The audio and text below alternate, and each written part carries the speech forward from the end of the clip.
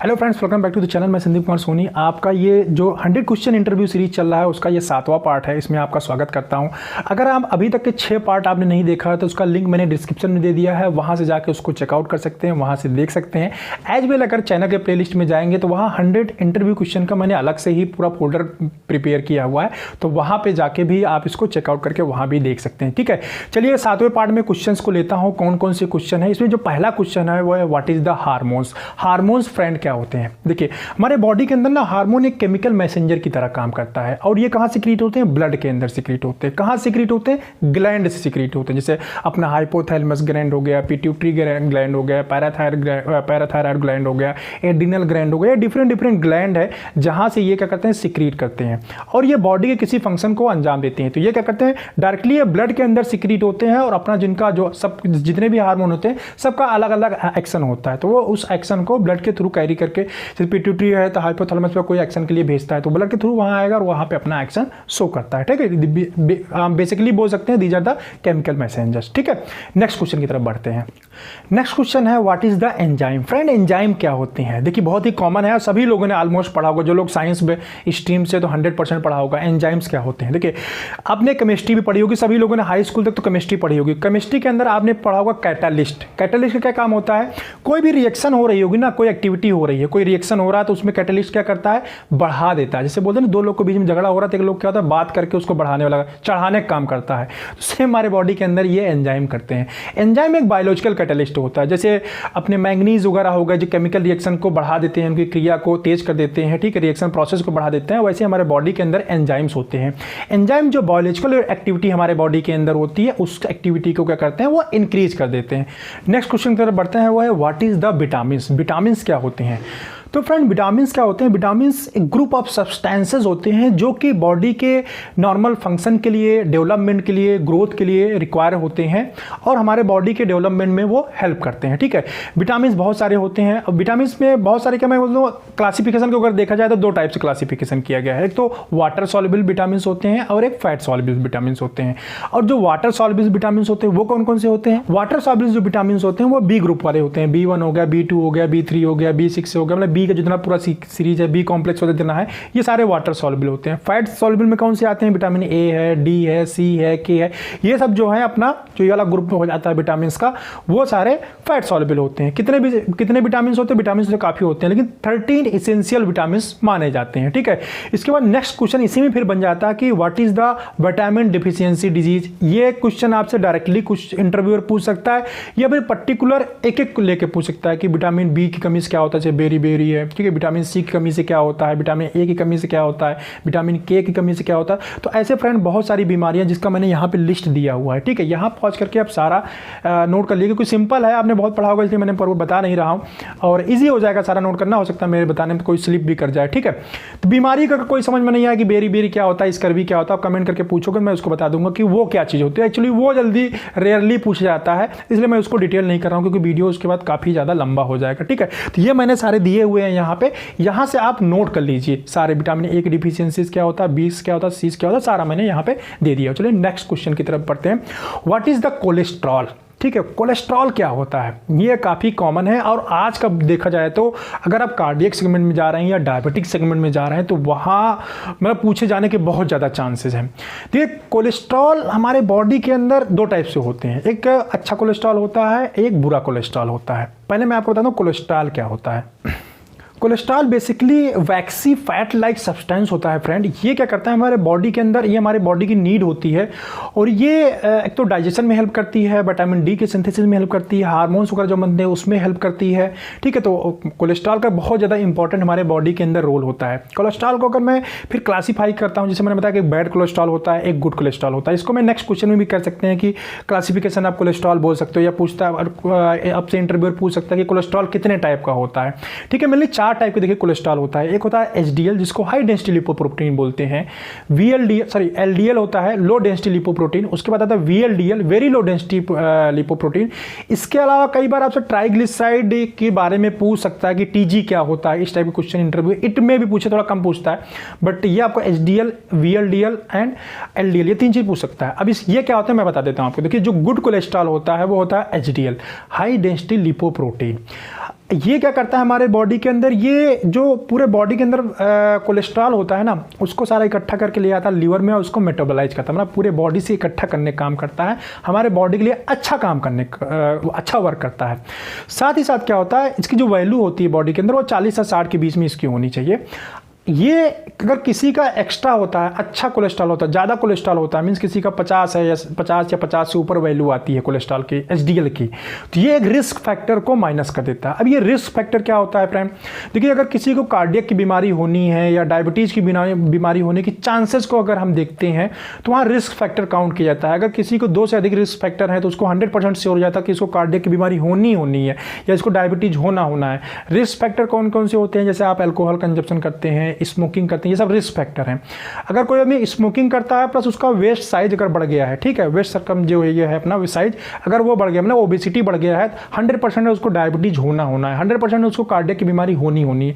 तो ऐसे 2 risk factor अगर क्रॉस करते हैं किसी भी व्यक्ति के अंदर, चाहे अल्कोहल कंजप्शन हो, चाहे वो स्मोकिंग की बात करे, या वो एक्सरसाइज ना करता हो, मीन मॉर्निंग वॉक ना करता हो, जिम वगैरह ना जाता हो, एक्सरसाइज ना करता हो, या किसी को पहले कार्डियक हिस्ट्री रही हो, उसके फादर में कभी हार्ट अटैक वगैरह हुआ हो, ये भी एक रिस्क फैक्टर है।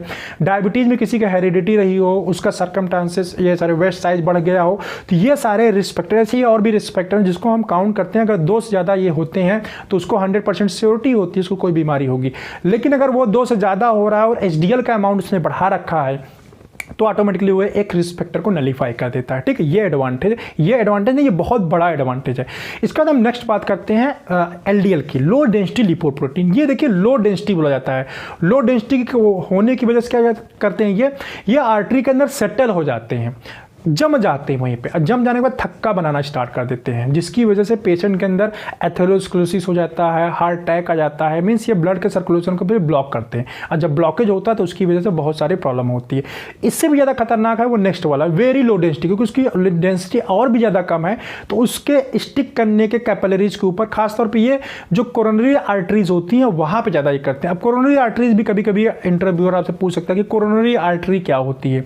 तो फ्रेंड कोरोनरी आर्टरी हमारे वो आर्टरीज होती हैं जो हार्ट को ब्लड सप्लाई करती हैं। तो आर्टरीज प्योर ब्लड पूरे बॉडी के अंदर हमारे सप्लाई करती हैं, ये सभी को पता है, ठीक है, जो प्योर ब्लड होता है। बट हमारे हार्ट को भी रन करने के लिए, वर्क करने के लिए एनर्जी की जरूरत होती है, तभी तो हमारा हार्ट वर्क करेगा। तो जो आर्टरी जो है हार्ट को ब्लड सप्लाई करती है, उस पर्टिकुलर आर्टरी को हम कोरोनरी आर्टरी बोलते हैं। तो ये जो वीएलडीएल होगा, क्योंकि उसका साइज बहुत ही मिनिमम होता है, तो वहाँ जाके ये सेटल डाउन हो जाते हैं और वहाँ पे वो थक्का बनाते हैं, या कह सकते हैं कि वहाँ जमते जाते हैं, इकट्ठा होते जाते हैं, जिसकी वजह से ब्लड का ब्लॉकेज हो जाता है। जब ब्लड का ब्लॉकेज हो जाता है तभी आते हैं। हार्ट अटैक क्या चीज़ हो सकता है, इंटरव्यू आपसे ये पूछे, मैं इसको खैर नेक्स्ट पार्ट में डालने वाला था, थोड़ा सा बताते हैं। तो हार्ट अटैक क्या होता है, मीन्स हमारे हार्ट के पर्टिकुलर किसी रीजन के अंदर हार्ट फेलियर हो जाता है, मतलब जो ऑक्सीजन की सप्लाई रिक्वायरमेंट है और हार्ट को फंक्शन करने के लिए वो सप्लाई उसको नहीं मिल पाता है, उसकी डिफिशियंसी की वजह से हमारा हार्ट क्या होता है, फेल हो जाता है, हार्ट फेलियर हो जाता है, जिसको हम जनरल भाषा में हार्ट अटैक भी बोलते हैं। आपको कॉन्सेप्ट मैं समझता हूँ पूरा समझ में आ गया हो। जो चीज़ ना समझ में आए आप मुझसे कमेंट करके जरूर पूछ लिए, मैं उसको और डिटेल करने की कोशिश करूँगा। ठीक है, मैं इतना बताता हूँ जितना आप मतलब कम चीज़ें समझे रहो, क्योंकि बहुत ज़्यादा बताऊंगा आप डिटेल में जाओगे तो फिर आप कंफ्यूज हो जाओगे। थोड़ी थोड़ी बताओगे, इंटरव्यू में बहुत ज़्यादा नहीं चाहिए होता आपको, इतना इंटरव्यू ये चाहता है कि आपको वो चीज़ पता है या नहीं है, डीप में नहीं। डीप में तो आपको सिखा देगा, ट्रेनिंग में सिखा देंगे, लेकिन चीज़ें आपको पता होनी चाहिए। इसलिए मैं आपको चीज़ें हिंदी में बताता हूँ ताकि आप चीज़ों को समझ लो, ठीक है। और बाकी आपको डिफिनीशन वगैरह जाना हो तो मैं यहाँ डिटेल दे देता हूँ, और इतना ही देता हूँ जिसको आप प्रिपेयर कर सकें। चलिए नेक्स्ट क्वेश्चन की बात करते हैं। नेक्स्ट क्वेश्चन है पीएच ऑफ ब्लड का पीएच कितना होता है। बहुत ही कॉमन सिंपल क्वेश्चन है। देखिए ब्लड का पीएच होता है 7.35 से 4.5 के बीच में। जनरली इसको हम 7.4 बोल देते हैं, इसे स्लाइटली एल्कलाइन बोल सकते हैं। 7 जो पीएच होता है वो न्यूट्रल होता है, 7 के नीचे वाला पीएच एसिडिक होता है, 7 के ऊपर पीएच जो होता है वो होता है एल्कलाइन। इसमें कभी कभी इंटरव्यू आपको फंसाने के लिए या घुमाने के लिए पूछ सकता है कि ज़्यादा एसिडिक कौन सा होगा, 6 वाला ज़्यादा एसिडिक होगा, जिसका पीएच 6 है वो ज़्यादा एसिडिक होगा, या जिसका पीएच 1 है या 1 से कम है वो ज़्यादा एसिडिक होगा। तो फ्रेंड यहाँ ध्यान रखिएगा कि हम ऊपर की तरफ बढ़ते हैं, मीन्स जैसे जैसे हम 7 नंबर की तरफ बढ़ते जाएंगे वैसे वैसे एसिडिटी कम होती जाती है। मतलब 1 नंबर पीएच वाला जो व्यक्ति हो गया, जो भी चीज़ होगी उसकी एसिडिटी कहीं ज़्यादा होगी। 6 नंबर तक आता आता क्या होता है, ये न्यूट्रलाइज होते चले जाते हैं। 7 नंबर पे न्यूट्रल हो जाता है बिल्कुल। मतलब जैसे आगे की तरफ बढ़ते जाते हैं वैसे वैसे कम होता जाता है। ठीक है, वैसे अल्कलाइन की बात करें तो जो 8 नंबर होगा, जो 9 नंबर होगा वो कम अल्कलाइन होगा, लेकिन जैसे हम आगे की तरफ बढ़ेंगे मीन्स 14 नंबर पे, क्योंकि पीएच जो स्केल होता है वो 1 से लेकर 14 तक होता है। 1 से लेकर 7 तक एसिडिक, मीन्स 7 से बिलो, 7 नहीं कह सकते, 7 तो न्यूट्रल होता है, 7 से बिलो एसिडिक और 7 से ऊपर जो होता है वो अल्कलाइन होता है या बेसिक बोल सकते हैं। ठीक है, इसको तो ये क्वेश्चन आपसे पीएच से रिलेटेड इट में भी पूछ सकता है, पीएच क्या होता है। ये पीएच हमारे बॉडी के अंदर से स्टमक का पीएच पूछ सकता है कितना होता है। ठीक है, या बॉडी के अलग अलग पार्ट का पीएच पूछ सकता है, तो आप थोड़ा सा देख लीजिएगा। स्टमक का पीएच मैं बता देता हूँ, जो एम्प्टी स्टमक होता है उसका 3 के आसपास पीएच होता है, फूड के ऊपर डिपेंड करता है। ठीक है, 3 से नीचे बहुत कम, जैसे बिल्कुल स्टमक होगा, आप एक दिन पूरा व्रत रह गए, कुछ नहीं खाया पिया, तो हो सकता है उससे पीएच डाउन चला जाए। खाना खाने के बाद जो स्टमक का पीएच होता है वो 7 के अराउंड पहुंच जाता है, 6.5-7 के आसपास, मतलब न्यूट्रल हो जाता है खाना खाने के बाद। ठीक है, और जैसे पीएच डाउन होने लगता है वैसे हमें भूख लगने लगती है। चलिए इसमें जाएंगे तो बहुत ज़्यादा लंबा हो जाएगा, ब्रीफ में मैंने आपको बता दिया। इसके बाद नेक्स्ट क्वेश्चन लेते हैं, what is the diabetes. Diabetes क्या है, तो जो लोग डायबिटीज में जा रहे हैं, कार्डियक सेगमेंट में जा रहे हैं, कार्डियक डायबिटीज डिवीजन मिल रहा है, तो वहां से आप सिंपल क्वेश्चन स्टार्टिंग आप एज ए फ्रेशर कैंडिडेट पूछा जाता है, what is the diabetes, diabetes क्या होता है, आपको बेसिक आइडिया होना चाहिए। सभी को मालूम होगा जब ग्लूकोज लेवल हमारे बॉडी के अंदर बढ़ जाता है तो उसको हम डायबिटीज बोलते हैं। ग्लूकोज का लेवल क्यों बढ़ जाता है फ्रेंड, ये हो सकता है इसमें भी आपसे पूछे।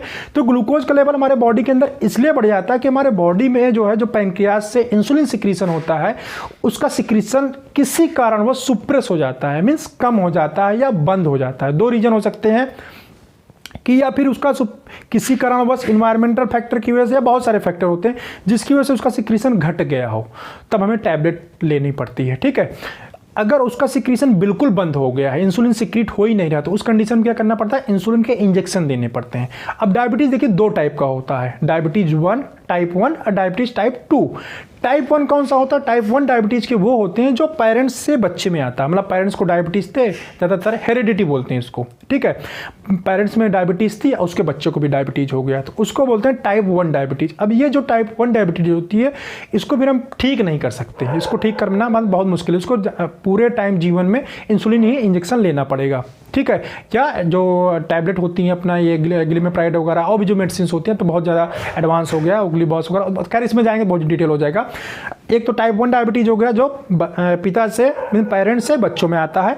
टाइप 2 डायबिटीज होता है इन्वायरमेंटल फैक्टर की वजह से, जैसे मैंने थोड़ी देर पहले मैंने बताया कि जो फैक्टर्स होते हैं, रिस्क फैक्टर, ठीक है, वो डायबिटीज के भी रीजन होता है। अगर रिस्क फैक्टर आपके यहाँ इंक्रीज करेंगे, चाहे अल्कोहल हो गया, स्मोकिंग हो गया, इस टाइप जो बहुत सारे रिस्क फैक्टर है वो इंक्रीज करेंगे, तो डायबिटीज होने के चांसेस बहुत ज़्यादा बढ़ते हैं। इसलिए अपने इंडिया के अंदर वैसे भी बहुत ज़्यादा डायबिटीज बढ़ रहा है, तो एक्सरसाइज करना बहुत ज़्यादा जरूरी है। कौन सी एक्सरसाइज, एरोबिक एक्सरसाइज।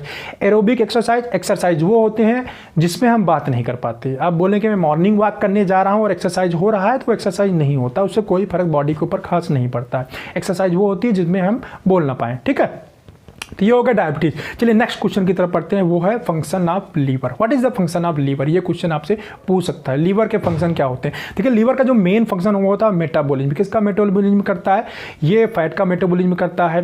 ठीक है, इसके अलावा जो विटामिन होते हैं, फैट होते हैं, इनका स्टोरेज भी करता है। यहाँ बाइल प्रोडक्शन का काम करता है, बॉडी के अंदर जो हमारे एल्बुमिन्स होते हैं उनका प्रोडक्शन करता है। तो ये 5-7 मैंने यहाँ पे मेंशन कर दिया, इसको देख के आप नोट कर लीजिए। ठीक है, ये है लीवर के फंक्शन, ये हो सकता है इसमें भी आपसे पूछेगा। लास्ट क्वेश्चन इसमें मैं ले लेता हूँ, what is the pH of stomach. देखिए मैंने पहले ही बता दिया, लास्ट में लिखा हुआ था, वैसे लास्ट क्वेश्चन था what is the pH of stomach, तो पीएच मैंने आपको बता दिया है। ठीक है, चलिए ये था 7वां पार्ट और 10 क्वेश्चन मैंने इसमें ले लिए हैं। ठीक है, 61 से लेकर 70 तक का हो गया है, 7 पार्ट यहीं पे कंप्लीट होता है, 10 क्वेश्चन हो गए। अब 8th पार्ट बहुत ही जल्दी मैं रिलीज करूंगा, विद इन वीक फ्रेंड ये 100 क्वेश्चन वीडियो कंप्लीट मैं कर दूंगा। ठीक है, ये आपको क्वेश्चंस कैसे लगे, कितना इंफॉर्मेटिव आपके लिए लगा, कैसा लगा, आप मुझे कमेंट करके जरूर बताइएगा। ठीक है, और किस टाइप के आप क्वेश्चन चाहते हैं, ये मेरा अपना आइडिया है। आपको किस टाइप से इंटरव्यू में क्वेश्चन पूछा गया है, जो इस 100 क्वेश्चन जो अभी तक मैंने 70 क्वेश्चन बता दिए हैं उसमें ना मिल रहा हो कि सर ये भी मुझसे पूछा गया था आपने नहीं बताया है, तो मुझे कमेंट करके मुझसे पूछिए फ्रेंड, तो उसको भी मैं मेंशन करने की कोशिश करूंगा, उसको भी रिप्लाई मैं करूंगा। इससे क्या होगा कि आप डिफरेंट, आप लोग जितने लोगों ने इंटरव्यू फेस किया हुआ है, जितने लोग ये वीडियोस देख रहे हैं, तो अगर इस तरह आप मुझे क्वेश्चन ड्रॉप करेंगे तो ये जो क्वेश्चन बैंक है मेरा और ज़्यादा बढ़ जाएगा, और ज़्यादा हम इफेक्टिव बना सकते हैं इसको। जितने लोगों ने इंटरव्यू फेस किया है और जितने भी मैंने ये क्वेश्चन बताए हुए हैं, इसमें अगर नहीं होता तो उसको जरूर ड्रॉप करिए, उसको कमेंट में मुझे करके बताइए, जिससे क्या होगा मैं इस क्वेश्चन बैंक को और ज़्यादा इंक्रीज कर सकूँ, सकूँ, इसका साइज बढ़ा सकूँ और आप लोगों को ज़्यादा से ज़्यादा लोगों को इसका हेल्प मिल सके, सभी लोग उसका एडवांटेज ले सके और इंटरव्यू को क्रैक कर सके। ठीक है फ्रेंड, चलिए इस वीडियो को देखने के लिए आपका बहुत बहुत धन्यवाद। मिलते हैं फिर आपसे नेक्स्ट पार्ट में। Thanks for watching this video.